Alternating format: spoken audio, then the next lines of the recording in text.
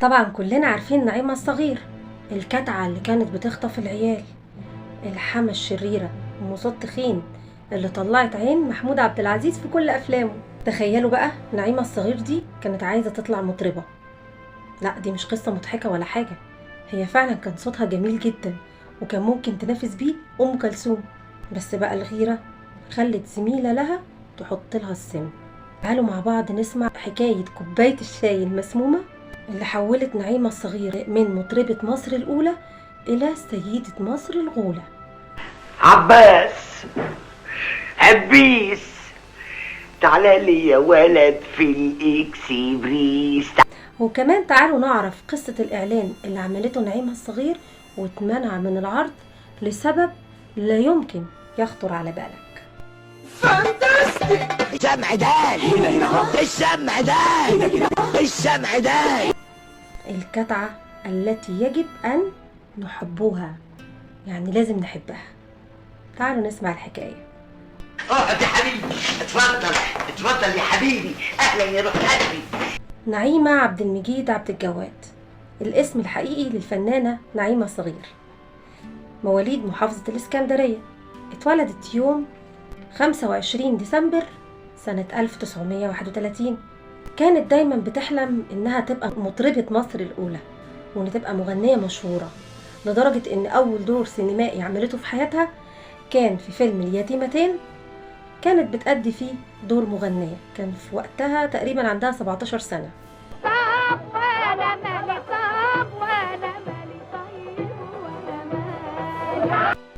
تزوجت نعيمة الصغير من المونولوجيست الراحل محمد الصغير، وكونوا مع بعض ثنائي فني في اسكندرية كانوا مشهورين جدا، واشتغلوا مع بعض في فرقة إبراهيم حمودة وبعدين فرقة إسماعيل ياسين، حتى اسمها أخدته من اسم زوجها نعيمة الصغير. لكن للأسف زوجها توفاه الله في سن صغير. في يوم من الأيام شافها المخرج حسن الإمام وأعجب بطريقة أدائها، فإداها دور في فيلم اليتيمتين وكانت بتقوم بدور المغنية. حتى هي ذكرت في تصريحاتها قبل كده بتقول إن ده كان أول عمل فني تمثيلي لها، وللأسف كان آخر تجاربها الغنائية لأنها ما غنتش بعدها. الغيرة هي كانت سبب اعتزال نعيمة الصغير للغناء. نعيمة كان ليها صديقة بتشتغل معاها في نفس الفرقة، كانت بتغير منها، فللأسف الشديد حطت لها السم في الشاي. شربت نعيمة الشاي، وقعت على الأرض مغمى عليها، نقلوها على المستشفى في حال حرجة جدا. لولا ان بنيانها كان قوي، بنيان الجسماني بتاعها كان قوي، كانت للأسف اتوفت في الوقت ده بسبب السم. لكن اللي حصل ان احبالها الصوتية اتأثرت بالسم، صوتها تحول للصوت التخين اللي احنا كلنا نعرفه، وعسى ان تكرهوا شيئا وهو خير لكم. صوتها التخين كان هو سبب شهرتها وسبب نجاحها. قدمت اعمال كتير جدا، اغلبها كان اعمال شر، زي دور ام عباس في فيلم نحن لا نزرع الشوك، ودورها طبعا المشهور الحما الصعبة الشريرة اللي كانت في فيلم الشقة من حق الزوجة.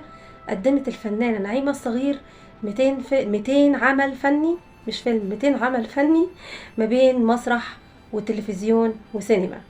الفنانة نعيمة الصغير في أواخر أيامها عملت أكتر من إعلان لماركات شهيرة، إعلانات تلفزيونية، لكن الرقابة منعت لها إعلان واحد فقط، والسبب مضحك جدا، إن الإعلان مليان إيحاءات جنسية. والقصة دي كان حكاها المكير محمد عشوب في أحد البرامج أو في لقاءاته مع أحد البرامج، إن الإعلان كان بيحمل إيحاءات جنسية، وإن هو كان واسطة التعاقد بين نعيمة الصغير وبين الشركة اللي كانت عاملة الإعلان. تقريبا كان إعلان عن بسكوت الشمعدان، والإعلان ده تسبب في قطيعة بينها وبين المكير محمد عشوب. عانت الفنانة نعيمة الصغير معاناة كبيرة مع المرض، وبعدين نقلوها للعناية المركزة في مستشفى القوات المسلحة بالإسكندرية. كانت بتعاني من ارتفاع ضغط الدم، ارتفاع نسبة السكر في الدم، وكمان كان عندها آلام روماتيزمية شديدة شوية.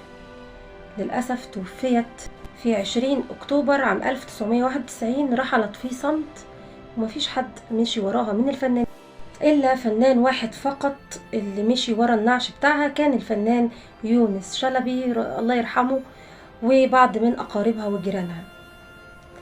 الفنانة نعيمة الصغير كانت غزيرة الإنتاج لدرجة إنها بعد ما توفت اتعرض لها على مدار سنين أفلام كتير جدا كانت مصوراها. بس كان في مصطلح كده في الوقت ده سايد في السينما اللي هو الأفلام في العلب.